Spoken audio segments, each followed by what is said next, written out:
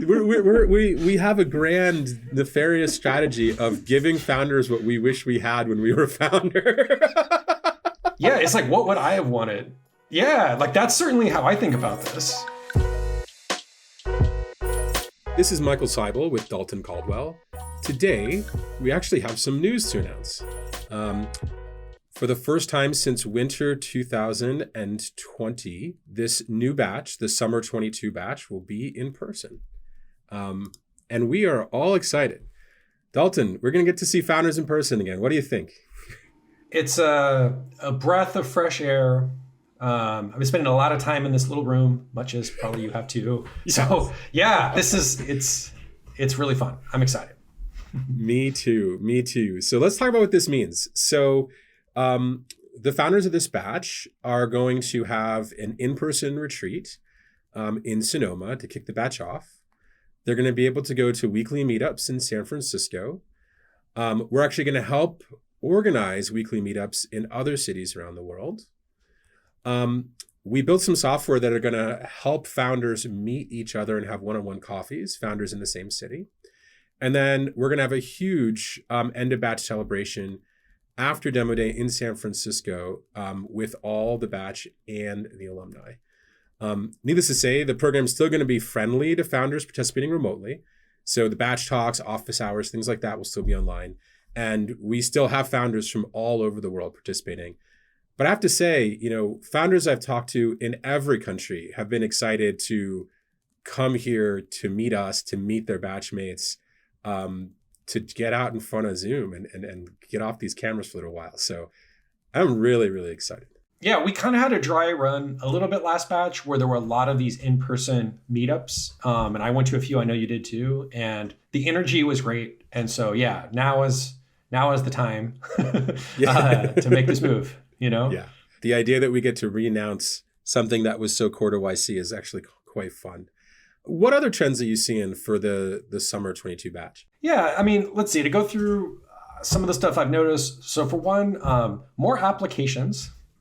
I think that's always a trend, but there's definitely more applications. And, I think the new YC deal doesn't hurt on that one. And so, yeah, more applications to read, and the energy is feeling good, man. How about you? What are you seeing in your group? Same thing. I'm seeing teams be slightly more technical, which is exciting. I mean, when you work with strong technical teams, we talk about taking punches. Strong technical teams punch back. And so to me, like, that's always fun. It's always much more enjoyable to work with strong technical teams. But, over the last, let's say 3-4 months, what are you seeing overall in our world? I think that people that want to do a startup because they're excited about building something and solving stuff for users, those people are still applying. If anything, those folks that aren't making fear-based decisions are more excited to apply to YC and do this, almost because it's more rebellious or anti something. Yes. Like to do a startup when it's like less cool to do it. And this makes sense. Again, if you actually look at the YC data, some of the best companies we've ever funded happened when either there was a full downturn or at least a blip. I think we can call it a blip, like some of what happened in 2018. But look at when Stripe was founded. Look at when Airbnb was founded. Look at when Dropbox was founded, right? Yeah, it's a weird trend because I agree with you. It's both a little bit like, I want to go against the flow. There's that set of founders, but there's also the set of founders who are just strategic, who are just like, hey, look, in the middle of the hype cycle, hiring is harder. Getting access to customers is harder. Like 17 of your competitors are going to all get funded. Like, it's weird because on the surface, the hype cycle looks good. But when you actually get into the dirt, the hype cycle like hurts just as much as it helps. And so, I'm starting talking to founders in this batch who are like, yeah, no, this is actually like, they're not wishing for a downturn, but they're like, this is the time when it's strategic to get in the game. Yeah. Make hay while the sun shines, right? This is where, oh, cool. The price of Facebook ads is dropping. Oh, cool. Like all these factors are changing. And so if you're like well-positioned, this is when you go on offense. Yes. You're not like defensively, oh, I'm going to hide. There's a lot of folks that we talk to that are like extremely ready to go on offense. Yes. They've been waiting for this moment. Now, we're also seeing a lot more interest in San Francisco. And like, I don't know, like that's a dirty word. I'm not sure if I'm allowed to say the term San Francisco because we all know the tech world doesn't exist here anymore, right? Yeah, well, it's funny. There was so much content marketing trying to FOMO everyone that everyone was moving into whatever insert city name, whatever the city was. This is the next capital. Yes. And then there was a lot less content marketing of all the people that moved back. And so again, I don't know who you're talking to, but a lot of the folks I've talked to, that were loudly talking about moving away to whatever city name.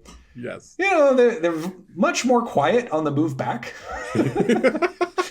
I'm not seeing as much of that. But yeah, I think a lot of folks are moving back right now. Yeah. New York too. It just seems like people are going back to the big centers because they're getting bored and lonely and feel kind of over it. Again, this is what I'm learning in office hours, man, is that they want to be where the action is. I think you're saying it the right way. I think the founders I talk to, they don't want to build a startup ecosystem. They want to be a part of a startup ecosystem. And it's been interesting because we saw it, first in the end of batch survey when we asked people about, as we add more in-person components, and it was like almost unanimous, the founders in the previous batch were like, if you had told us something was happening in the Bay Area, we would have moved, and like that was a response we didn't necessarily expect. It's almost like you and I were convinced that wouldn't be the case. Like, I don't know how to explain it. Like the content marketing worked on me too, a little bit. Yeah. But it's like, it's not being borne out in the data that we have about, you get what I'm saying? I kind of bought into the content marketing too, but we'll see. I don't know. I think the other thing that I'm seeing, and it's interesting because I've got a brother who's this age, a recent college grad. I think what's so hard for a lot of people to see is that if you're a recent college grad, you don't want to stay in the city you went to school in. You might be living with your parents. And like in comparison, moving to the Bay Area is way better of an option than kind of your current setup over the last couple of years. And so I think that a lot of that content marketing is unfortunately written by like people our age, people with kids, people living in San Francisco for like the last 2 years who were generally pissy about COVID. And it was like less responding to someone who might have spent a year and a half remote doing college or living in some small college town locked down and is like, I want to get out of this. Like that kind of person is San Francisco looks like a beacon. I think you want to be where the action is I think how my summary is. Versus feeling like you're in not where the action is. So another thing that happened recently is we sent a letter to YC founders about the economic downturn, which was happened to maybe get a little bit of exposure to the general public. I'm not sure how that happened, but it was interesting because I've been really impressed with how the YC founders have responded. What have you seen? I think that if you're smart, you know how to look at things like that as well as just general press or advice and apply it to your specific situation correctly. Like if you're a 2-person startup with no burn, what's happening in the late stage fundraising environment and IPOs? Like if that's what you're worried about, man, you got bigger problems. Okay. And so I think if you were able to say, well, what is my actual situation? Am I default alive? How much cash do I have? What's my runway? And then make the right moves. Because again, for some folks, the actual move is to go on offense, right? Yes. Just like we said a moment ago, yes. Where they're like, okay, I see. So this is the score. Got it. Time to go hard against my competitors who have higher burn. Yeah. Yep. Like this is a great time if you're the underdog and your large competitor is in trouble, right? Yes. And so I think that smart founders know what applies to them and what doesn't versus overly freaking out about things that have nothing to do with them. What do you think? Like, you often talk about this and it's something that I think is becoming part of the culture of YC where we want to talk up to our founders versus down to our founders. Like we want to talk to the smartest kid in the class, not the dumbest kid in the class. And I think sometimes in the general public, that's not well understood. But I think within the YC community, it really is. the feedback that we got from alums was universally, this caused me to take a sober look at my situation.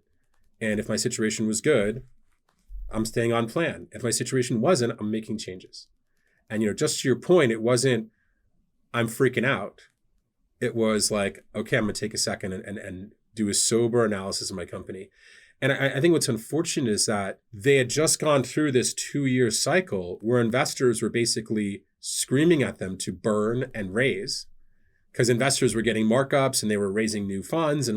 And so I think that in many ways, this letter gave them, a lot of people, the opportunity to say, okay, wait a second, like, is that strategy actually good for my business?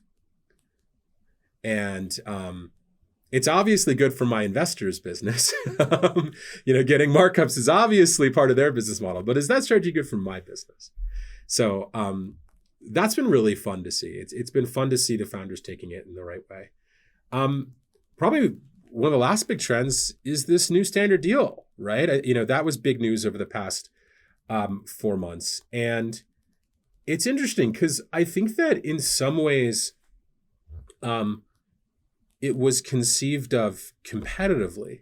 People were looking at the YC standard deal being like, oh, like YC has to compete. There's so many new seed funds out there.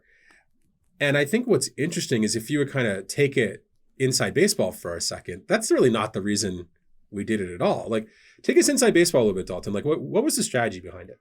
Yeah, I mean, the strategy was, it's good for companies to get fully funded the moment we accept them. And, frankly, we saw some stuff that looked a little toppy, to use the Wall Street Bets terminology. Dalton, you're speaking in code. Be literal here. What do we see?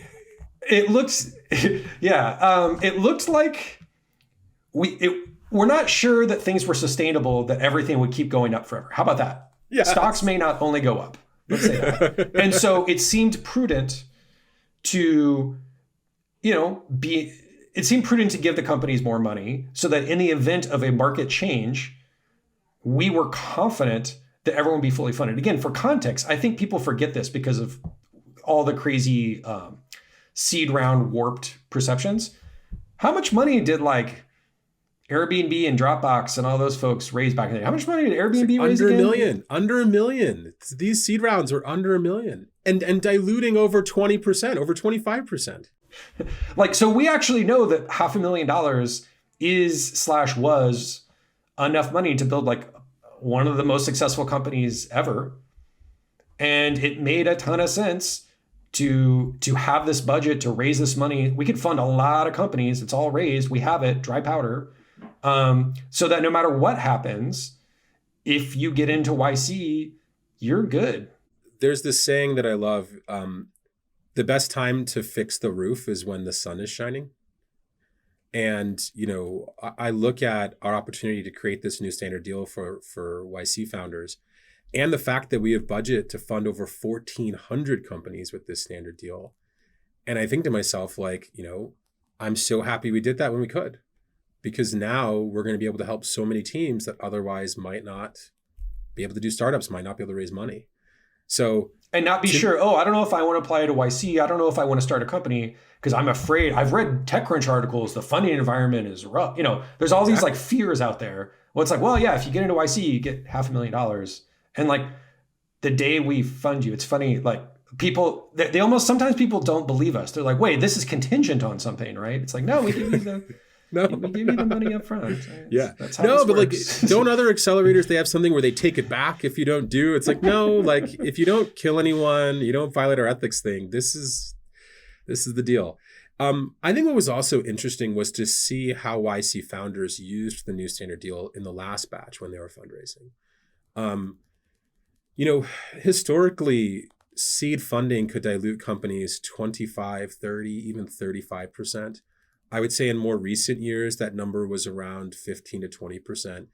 But we really saw a lot of founders able to get the money they need, raise their seed round with 10%, some even a little less dilution, which was like huge. I mean, we all know those earlier rounds are where most of the dilution of the company happens. So that was awesome to see. The other thing, and I know you saw this in your group too, is just founders going into fundraising with confidence. We talk about this all the time. We tell the founders be confident, but it's hard to be confident when you only have 6 months or 3 months of runway when you go into fundraising.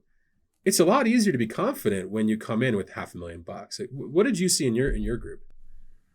Yeah, I think the best founders were just very logical and non-emotional in the way they handle this. It's business, right? Like the best way, imagine any financial transaction. You want to buy a house, you want to buy a car, you name it.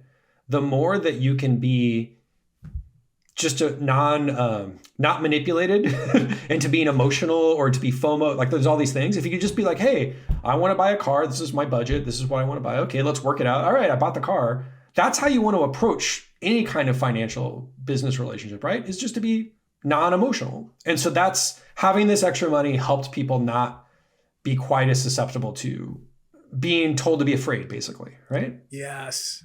Being told to be afraid. And it's such a weird thing to watch a founder simultaneously be almost negged by an investor and be told to raise more money from that investor, right? Where the investor is like, your plan's never going to work. You're not raising enough money, or you're going to die, or da-da-da-da-da. If you take my money, then it'll all work out. And it's like,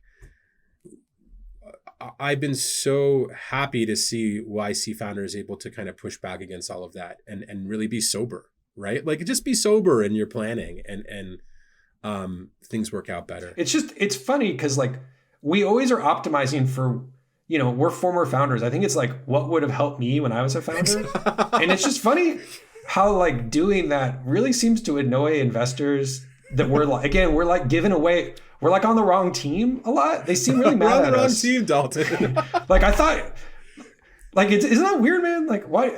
We have a grand nefarious strategy of giving founders what we wish we had when we were founder. I mean, isn't that like so funny? Because it's kind of one of the core guiding principles of YC when we think of what we're going to do. Yeah, it's like, what would I have wanted? Yeah, like that's certainly how I think about this. Yes. And the opposite too. Like, what would I have thought of as bullshit? Like how do we not do the stuff that I would have just like been like, that's bullshit, who cares? I mean, it's hard to do in practice. It's just, at the end of the day, more leverage for YC founders, good. More options for YC founders, good. That's the game. Obviously so. Anything more on the standard deal? So far, so good. Again, like the folks that are in my group this batch, man, they're feeling good. They're feeling very good. Yeah.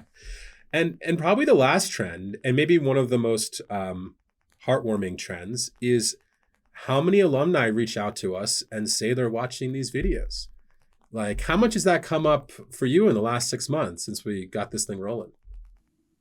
A lot. I think when we first started recording these, my perception, I wasn't really sure who the audience was, and I'm still not sure, but it certainly would appear that a lot of YC alums are watching these, which is awesome that we have this direct line for people, to hear from you and I personally about what's going on with YC. I mean, seems better than other forms of communication, right?